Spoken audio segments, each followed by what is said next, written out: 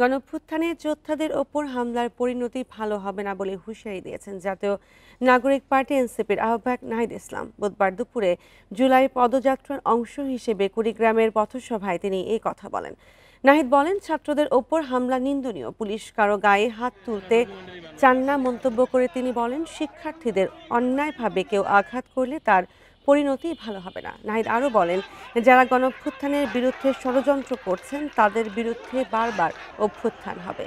বৈষম্যের বিরুদ্ধে লড়াই করলেও তা এখনো দূর করা সম্ভব হয়নি বলেও মন্তব্য করেন এনসিপির আহ্বায়ক।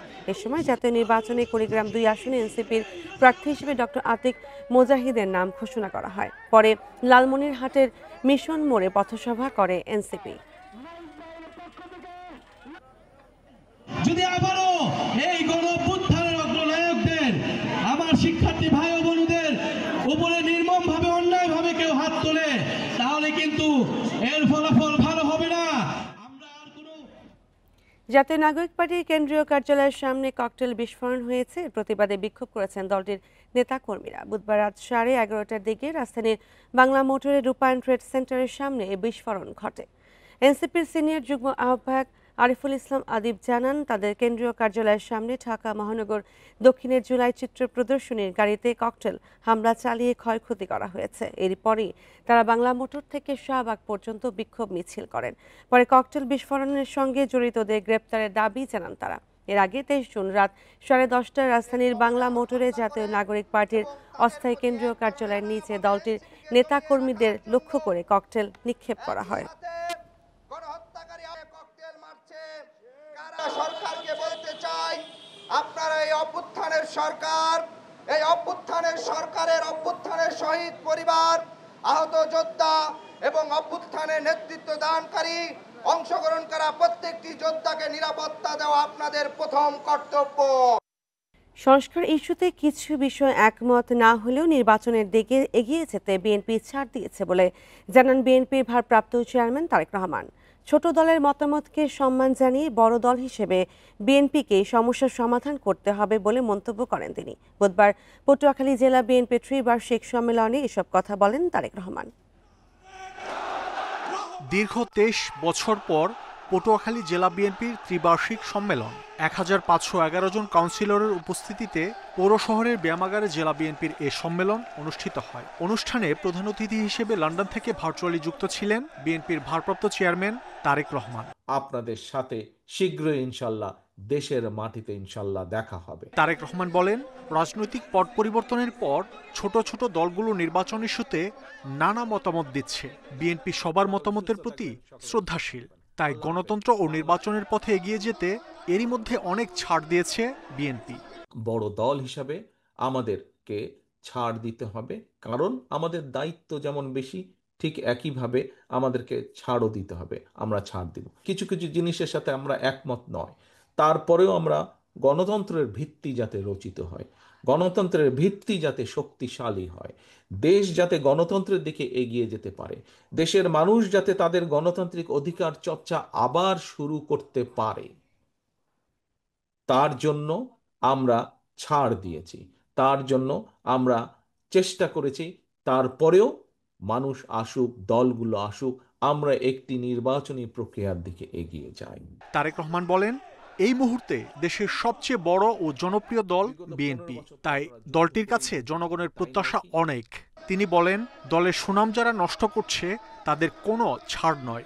আপনি যখন জনগণের প্রত্যাশা অনুযায়ী কথা বলবেন, জনগণের প্রত্যাশা অনুযায়ী কাজ করবেন, তখনই তো জনগণ আপনার সাথে থাকবে। গত বছরও এই সময় কিন্তু ওই স্বৈরাচার আমাদের ঘাড়ের উপরে, দেশের মানুষের ঘাড়ের উপরে চেপে বসেছিল। কেন বিতাড়িত করে দিয়েছে? তার অন্যতম মূল কারণ হচ্ছে এই দেশের মানুষ যেভাবে চেয়েছিল, তাদের দল, তাদের নেতারা, তাদের কর্মীরা সেভাবে কথা বলেনি, সেভাবে কাজ করেনি। দেশ ও গণতন্ত্রের বিরুদ্ধে সব ষড়যন্ত্র মোকাবেলায় সবাইকে ঐক্যবদ্ধ থাকারও আহ্বান জানান তারেক রহমান। বিগত 15 বছর তো আপনারা যুদ্ধ করেই বেঁচেছিলেন, তাই নয় কি? মাহমুদ শরীফ, ইন্ডিপেন্ডেন্ট নিউজ, ঢাকা। যারা সংখ্যানুপাতিক নির্বাচন পদ্ধতি চায় তাদেরকে জনগণের ম্যান্ডেট নিয়ে সংসদে যাওয়ার আহ্বান জানিয়েছেন বিএনপি স্থায়ী কমিটির সদস্য আমির খসরু মাহমুদ চৌধুরী। সংসদে এই পদ্ধতি পাশ করতে হবে বলেও জানান তিনি। বুধবার রাজধানীর গুলশানে দলের চেয়ারপারসনের কার্যালয়ে জন অধিকার পার্টি, বাংলাদেশ জাতীয় পার্টি, আম জনতা দল ও গণতান্ত্রিক বাম ঐক্যের সাথে বৈঠক শেষে এসব কথা বলেন আমির খসরু। বলেন, পিআর পদ্ধতি এখন আলোচনার বিষয় হতে পারে না। বিএনপির ৩১ দফায় সংখ্যানুপাতিক নির্বাচনের কথা নেই। আগামী সংসদ ছাড়া এই পরিবর্তন কেউ করতে পারবে না। সংস্কারের অনেক বিষয় বিএনপি একমত হয়েছে জানিয়ে আমির খসরু আরও বলেন, সব বিষয় ঐক্যমত্য হওয়া অসম্ভব। যেসব বিষয় ঐক্যমত্য হবে সেসব বিষয়ে সংস্কার হবে।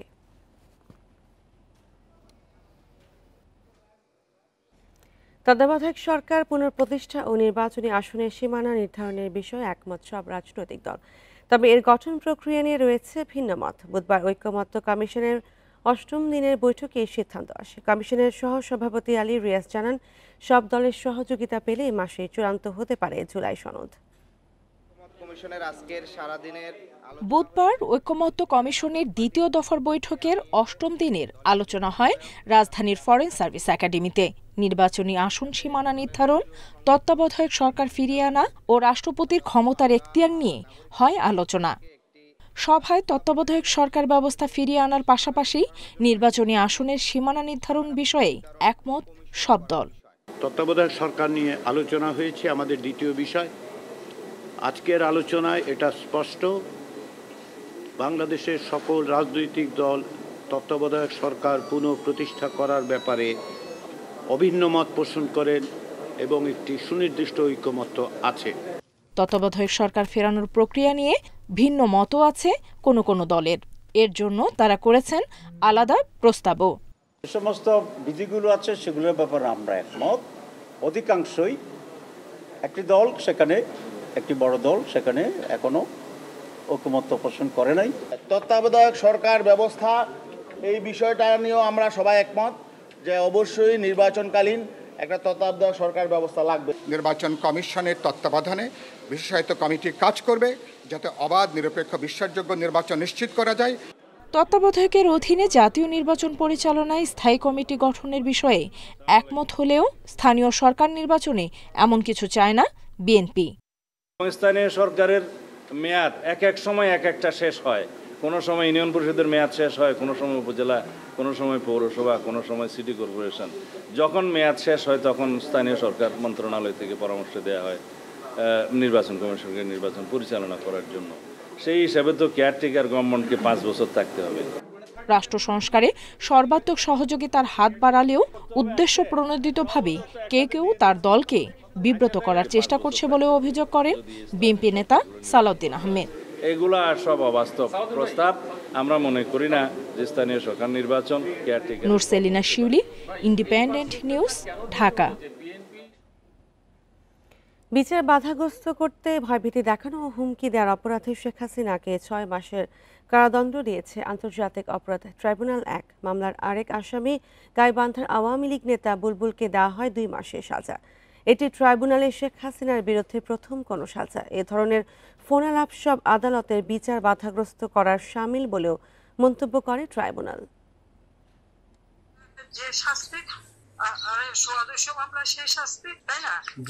ভারত থেকে শেখ হাসিনা এবং গাইবান্ধার আওয়ামী লীগ নেতা শাকিল আলম বুলবুলের মধ্যকার এই ফোনালাপ শোনানো হয় আন্তর্জাতিক অপরাধ ট্রাইব্যুনালের এজলাস কক্ষে। গত বছরের অক্টোবরে ভাইরাল হওয়া এই ফোন রেকর্ডে শেখ হাসিনাকে বলতে শোনা যায়, তার বিরুদ্ধে যেহেতু 227টি হত্যা মামলা হয়েছে, তার মানে 227 জনকে হত্যার লাইসেন্স পেয়ে গেছেন তিনি।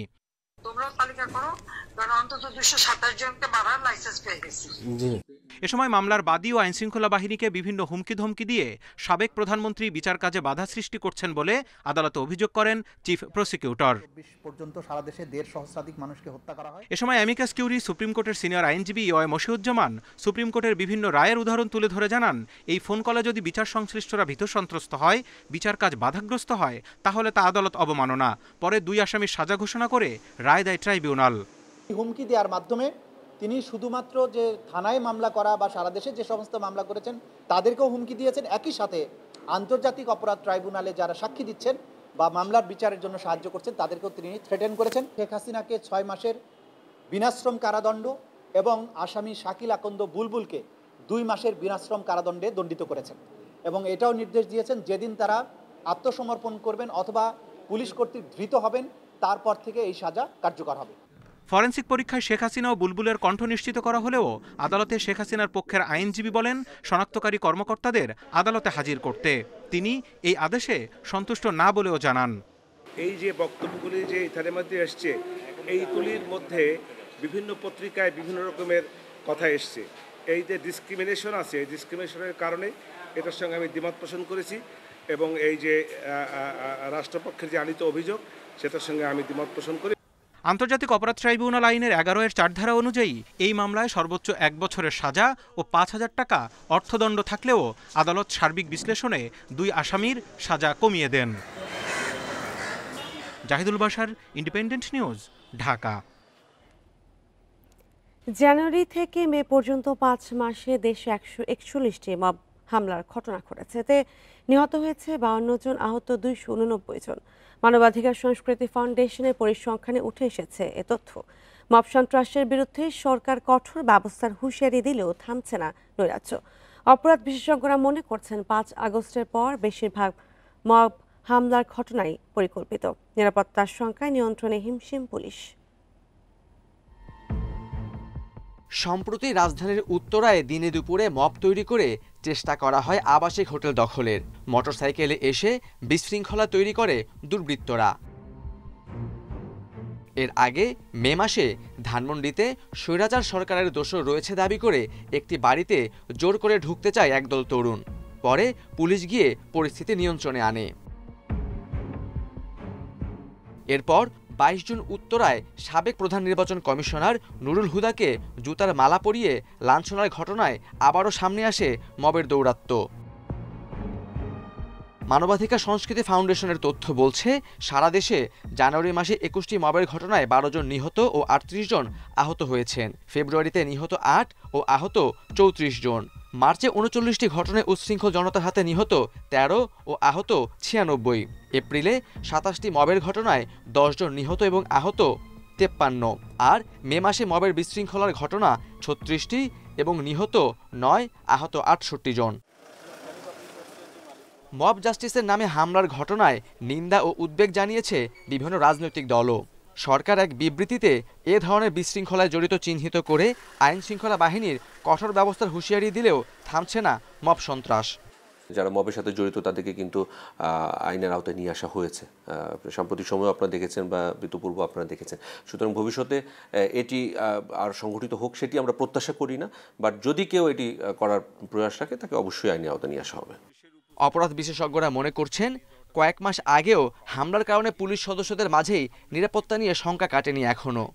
এই পরিকল্পিত আক্রমণকে মব দিয়ে কিন্তু আসলে কাটিয়ে ওঠা যাবে না। সুতরাং আমরা যেটা বলতে চাই যে সরকার এবং আইন শৃঙ্খলা বাহিনীর জোরালো এই বিবৃতির দেশ বাংলাদেশ না, ব্যবস্থা গ্রহণ করতে হবে, কঠোর এবং দৃষ্টান্তমূলক ব্যবস্থা গ্রহণ করা। মব সন্ত্রাসকে মানবাধিকার লঙ্ঘনে গুরুতর দৃষ্টান্ত উল্লেখ করে বিবৃতি দিয়েছে আইন ও সালিশ কেন্দ্র সহ একাধিক মানবাধিকার সংস্থা। Khaled Raihan, independent news, Dhaka. মানিকগঞ্জ 1 আসনের সাবেক সংসদ সদস্য এবং জাতীয় ক্রিকেট দলের সাবেক অধিনায়ক নাইমুর রহমান দুর্জয়কে গ্রেপ্তার করা হয়েছে। মানিকগঞ্জ গোয়েন্দা পুলিশের অভিযানে রাজধানীর লালমাটিয়া থেকে তাকে গ্রেপ্তার করা হয়। দুর্জয়ের বিরুদ্ধে জুলাই অভ্যুত্থানের সময় নাশকতা ও হত্যা চেষ্টার একাধিক মামলা রয়েছে। পুলিশ জানিয়েছে, নাশকতা ও হত্যা চেষ্টা মামলায় পলাতক ছিলেন তিনি। লালমাটিয়ার অবস্থান জানতে পেরে বুধবার রাত 10টার দিকে তাকে গ্রেপ্তার করা হয়। 2014 সালের জাতীয় নির্বাচনে আওয়ামী লীগের প্রার্থী হিসেবে মানিকগঞ্জ 1 আসন থেকে সংসদ সদস্য নির্বাচিত হন নাইমুর রহমান দুর্জয়। 2018 সালেও আওয়ামী লীগের মনোনয়নে একই আসন থেকে এমপি নির্বাচিত হন তিনি। এমপি নাইমুর রহমান দুর্জয়কে গ্রেপ্তার করেছে মানিকগঞ্জ ডিবি পুলিশ। ঢাকা লালমাটিয়া থেকে মানিকগঞ্জ ডিবি পুলিশ করছে এই ঘন্টা দেড়েক আগে। লালমনিরহাট জেলা প্রশাসনের নির্বাহী ম্যাজিস্ট্রেট তাপসী তাবাসসুম উর্মিকে চাকরিচ্যুত করা হয়েছে। প্রধান উপদেষ্টা অধ্যাপক মোহাম্মদ ইউনূসকে নিয়ে ফেসবুকে বিতর্কিত স্ট্যাটাস দেয় তার বিরুদ্ধে এই ব্যবস্থা নেওয়া হয়েছে। বুধবার বিভাগীয় মামলায় তাকে চাকরি থেকে বরখাস্ত করার গুরুদণ্ড দিয়ে জনপ্রশাসন মন্ত্রণালয় থেকে প্রজ্ঞাপন জারি করা হয়। এতে বলা হয়, গত বছরের 6 অক্টোবর ফেসবুক পোস্টে অন্তর্বর্তী সরকার ও প্রধান উপদেষ্টার বক্তব্য নিয়ে বিতর্কিত মন্তব্য করেন উর্মি। এজন্য তার বিরুদ্ধে সরকারি কর্মচারী বিধিমালা 2018 এর অসৎ আচরণের অভিযোগে বিভাগীয় মামলা হয় 2 দফায়। কারণ দর্শনের জবাব শেষে অসৎ আচরণের অভিযোগ প্রমাণিত হওয়ায় তাকে চাকরিচ্যুত করা হয়। 6 অক্টোবর প্রধান উপদেষ্টার রিসেট বাটন বিষয়ক মন্তব্য নিয়ে স্ট্যাটাস দেন উর্মি।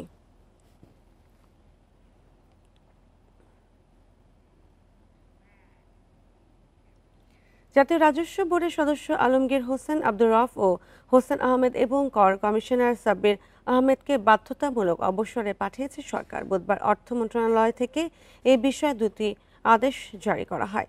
আদেশে বলা হয়, তাদের চাকরির মেয়াদ 25 বছর পূর্ণ হয়েছে। যেহেতু জনস্বার্থে সরকারি চাকরির থেকে অবসর দেওয়া প্রয়োজন, তাই সরকারি চাকরি আইন অনুযায়ী তাদের চাকরি থেকে অবসর দেওয়া হলো। তবে তারা অবসরকালীন সব সুবিধা পাবেন। এর আগে 28 ও 29 জুন চট্টগ্রাম কাস্টমস হাউস বন্ধ রাখায় কমিশনার জাকির হোসেনকে বরখাস্ত করা হয়। এছাড়া সে সময় কাস্টমস হাউস বন্ধ রেখে আমদানি রপ্তানি কার্যক্রম বাধাগ্রস্ত করে সরকারের রাজস্ব ক্ষতি করেছেন বলে জানানো হয় প্রজ্ঞাপনে।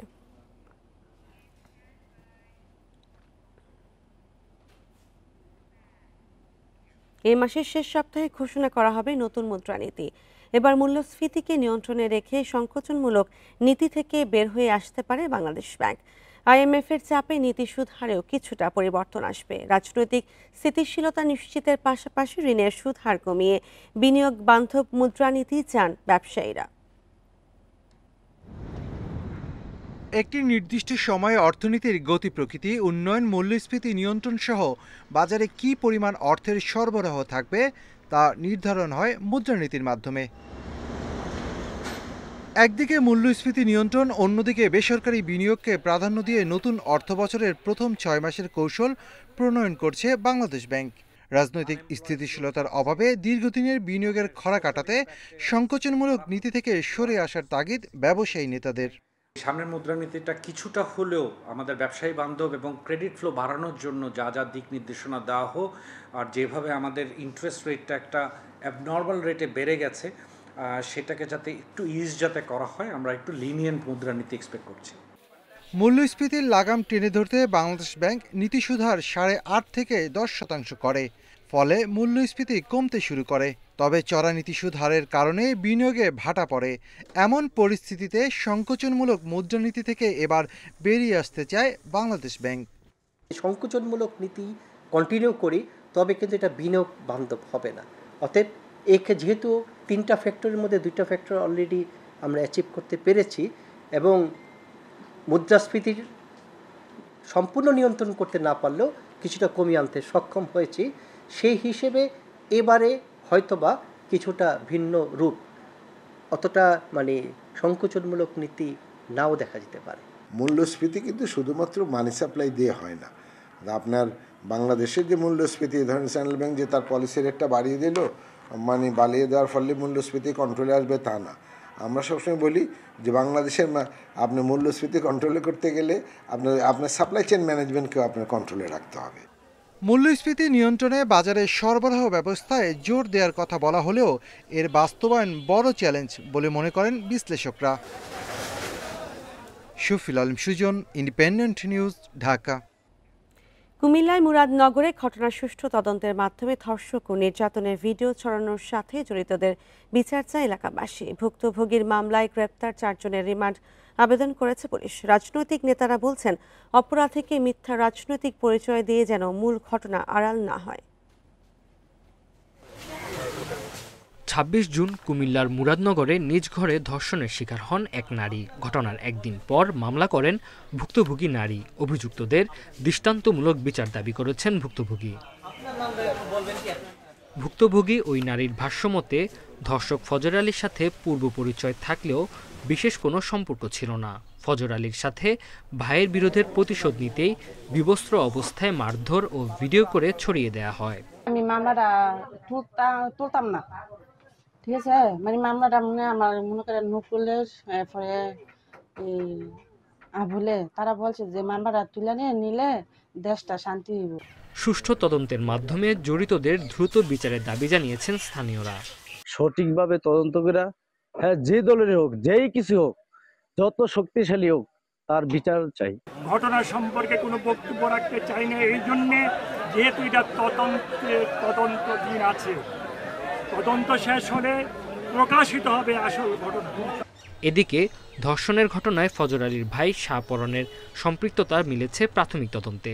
শাহপরন জড়িত আছে মর্মে আমরা তথ্য প্রমাণ পেয়েছি এবং এই তথ্য প্রমাণের ভিত্তিতে আমরা তাকে গ্রেপ্তার করার জন্য আমি এই মামলা তদন্তকারী অফিসার SI রুহুলকে নির্দেশ প্রদান করেছি। তাদের আমরা গ্রেপ্তার করেছি। গ্রেপ্তার করে বিজ্ঞ আদালতে রিমান্ডের 7 দিনের রিমান্ডের আবেদন করিয়ে বিজ্ঞ আদালতে প্রেরণ করেছি। মামলায় একমাত্র অভিযুক্ত ধর্ষক ফজর আলীকে ঘটনার দিন মারধর করে প্রতিপক্ষ। পুলিশ হেফাজতে চিকিৎসাধীন থাকায় তাকে আদালতে উপস্থাপন করা হয়নি বলে জানিয়েছে পুলিশ। Independent news. সৌদি আরব সহ মধ্যপ্রাচ্যের বিভিন্ন দেশে সাপ্লাই কোম্পানি ফাঁদ থেকে বের হতে পারছে না বগুড়ার প্রবাসী শ্রমিকরা। অতিরিক্ত অর্থ খরচ করে বিদেশ গেলেও পাচ্ছেন না প্রতিশ্রুত কাজ। কাজের মেয়াদ নবায়ন করতে না পারায় ঘটছে পাসপোর্ট জব্দের মতো ঘটনা। বগুড়া সদর উপজেলার সাবগ্রামের পারভেজ ইসলাম গত বছরের জুনে একটি এজেন্সির মাধ্যমে 4 লাখ টাকায় সৌদি আরবে যান, কিন্তু কাজের ভুয়া অনুমোদন এবং সাপ্লাই কোম্পানির খপ্পরে অবৈধভাবে আছেন সেখানে। 1 বছর হবে এখন আকামা করে দেয়নি, অবৈধভাবে কাজ করতেছে। একই অভিযোগ উদ্দিরকলা সহ আশপাশের কয়েকটি গ্রামের অন্তত 25 পরিবারের। ভুক্তভোগীদের অভিযোগ travel agency north Bengal air এবং সৌদিতে থাকা প্রবাসী মেহেদি ইসলাম রানার যোগসাজশে বিপাকে পড়েছেন তারা। যদিও সব অভিযোগ অস্বীকার করেছেন ট্রাভেল এজেন্সি। আর ছাড়ে উঠতে না পারে আমি দেশে আসার জন্য ব্যবস্থা করি। মাতা মুরব্বীকে বলি, তা করছে তুমি তাহলে চলে আসো। আর জিম্বি করে যে কটা আমাকে ভিডিও করছে যাতে আমি দেশে আসে যেন কোনো কিছু না করতে পারি ওর বিরুদ্ধে। এই আশ্বাসই দিচ্ছে খালি যে আজ হবে কাল হবে, ডেকোরেশন হচ্ছে, এই অফিসে পার করে নেবে, আমার ছেলের কাছে পার করে নেবে। আমার তো ক্ষতি, আমার ব্যবসার ক্ষতি। তাহলে আমার ব্যবসার ক্ষতি হচ্ছে, আমি সেভাবে ওদেরকে বলতেছি যে আপনারা কি কথা বলে লোক পাঠাচ্ছেন, তাদের সাথে এরকম হচ্ছে কেন? এগুলো চাপ দেওয়াতে তারা আমারও ফোন ধরে না। অবৈধভাবে মানব পাচার ও হয়রানির বিষয়ে অভিযোগ পেলে জড়িতদের বিরুদ্ধে ব্যবস্থা নেওয়ার কথা জানিয়েছেন কর্মকর্তারা। এক্ষেত্রে অভিযোগ যদি আমরা পাই, আমরা অভিযোগ সেটা তদন্ত সাপেক্ষে এটার আমরা ব্যবস্থা নেই। তার যদি অভিযোগটা প্রমাণিত হয় তো তার বিরুদ্ধে তদন্ত সাপেক্ষে শাস্তিমূলক ব্যবস্থা নেওয়ারও বিধান রয়েছে। সরকারি হিসেব মতে 2025 সালে জানুয়ারি থেকে এপ্রিল পর্যন্ত সারা দেশ থেকে 2,30,255 জন শ্রমিক গেছেন সৌদি আরবে। এর আগে কাজ না পাওয়া সহ নানা কারণে দেশে ফিরে এসেছেন 50,231 জন। জজিফ হোসেন, ইন্ডিপেন্ডেন্ট নিউজ, বগুড়া।